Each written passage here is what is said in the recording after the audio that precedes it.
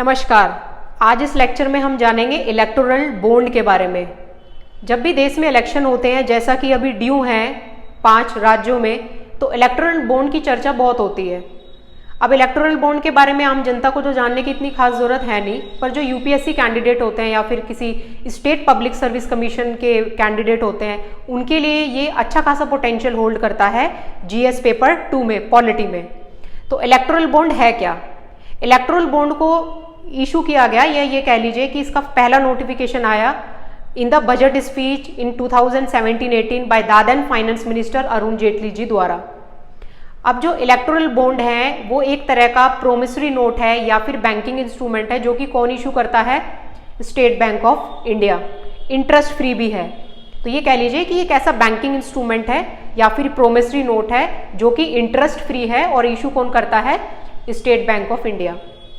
अब जो पर्सन इसको, जो डोनर है जो इसको परचेज करेगा, या तो वो सिटीजन ऑफ इंडिया होना चाहिए या पर्सन एस्टेब्लिश और इनकॉर्पोरेटेड इन इंडिया, और वो तभी परचेज कर सकता है जब वो फुलफिल करे सारे केवाईसी नॉर्म्स। इलेक्टोरल बॉन्ड को अब कितने मल्टीपल्स में इशू किया जाता है? In the multiples of 1000, 10,000, in the multiples of 1 lakh, 10 lakh and up to the 1 crore के मल्टीपल्स में इसको इशू किया जाता है।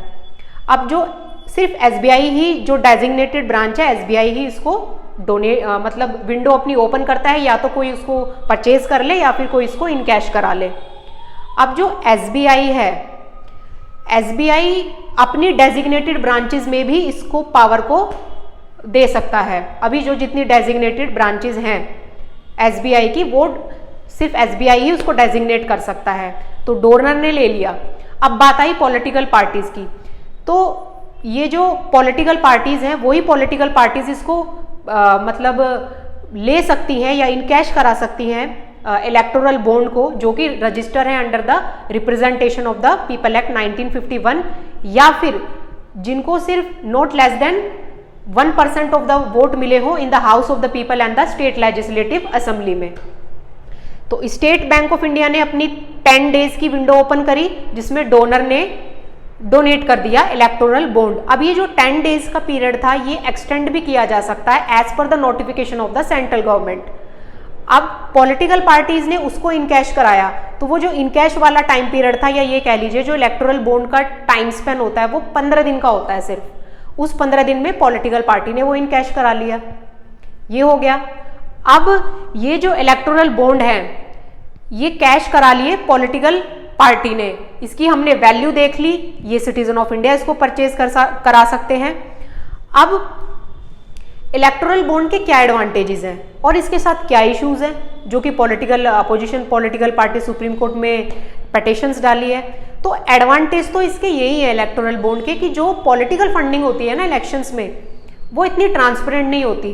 तो उस पॉलिटिकल फंडिंग के प्रोसेस को ट्रांसपेरेंट बनाने के लिए, उस फंडिंग के प्रोसेस को क्लीन करने के लिए, या फिर जो ब्लैक मनी का सर्कुलेशंस होता है इलेक्शंस में, उसको टैकल करने के लिए इलेक्टोरल बॉन्ड को लाया गया 2017 की बजट स्पीच में। फिर उस टाइम में वो इंट्रोड्यूस भी करा दिया गया, नोटिफिकेशन भी आ गया उसका। अब भी है भी ये प्रोसेस में तब से और अब तक। तो इलेक्टोरल बॉन्ड के हमने एडवांटेजेस देख लिए। क्या एडवांटेजेस हैं? ट्रांसपेरेंसी आएगी पॉलिटिकल फंडिंग में, और इससे क्या होगा कि जो इलेक्टोरल रिफॉर्म की तरफ हमारा ये एक तरह का स्टेप है। अब अपोजिशन वाले पार्टी से क्यों नाराज है? वो क्यों चले जाते हैं सुप्रीम कोर्ट में इसके खिलाफ पिटीशन डालने के लिए? वो ये कहते हैं कि भाई जो डोनर है, जो डोनेट कर रहा है पॉलिटिकल पार्टी को, उसकी आइडेंटिटी तो रिवील ही नहीं हो रही है, उसकी आइडेंटिटी तो रिवील ही नहीं किया जा रहा है। अब इसमें जो सेंटर की सरकार है वो फायदा उठा सकती है, एसबीआई से पूछ लेगी कि भाई कौन डोनेट कर रहा है हमें पैसा।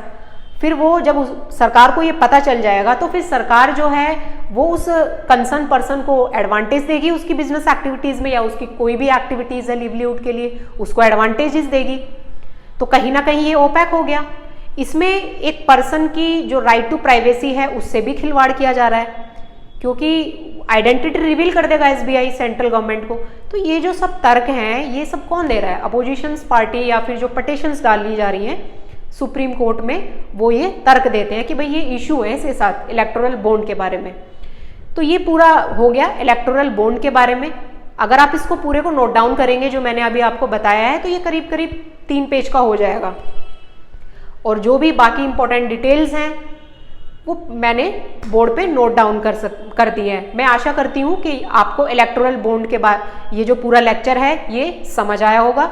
जो भी इंपॉर्टेंट लाइन है वो रेड पेन से अंडरलाइन है। मैं एक बार फिर बता देती हूँ, इलेक्टोरल बॉन्ड इंट्रोड्यूस कब हुआ, इलेक्टोरल बॉन्ड क्या है, इसको कौन परचेज कर सकता है, ये कितने वैल्यूज में इसको इशू किया जाता है स्टेट बैंक ऑफ इंडिया के द्वारा। अब ये जो पॉलिटिकल पार्टीज हैं वो कौन सी पॉलिटिकल पार्टीज इसको ले सकती हैं, ठीक है, ये हो गया इसके बारे में। और ये इसके क्या क्या एडवांटेजेस हैं, इसके साथ क्या इशू है। तो ये पूरा लेक्चर था इलेक्टोरल बॉन्ड के बारे में। मैं आशा करती हूँ आपको समझ आया होगा। और अगर आपको और ज़्यादा डिटेल में चाहिए तो आप electricbond.pib पे सर्च कर सकते हैं, वहाँ पे इसका पूरा ब्यूरो है, इसका और ज़्यादा डिटेल में चीज़ें हैं। Thank you.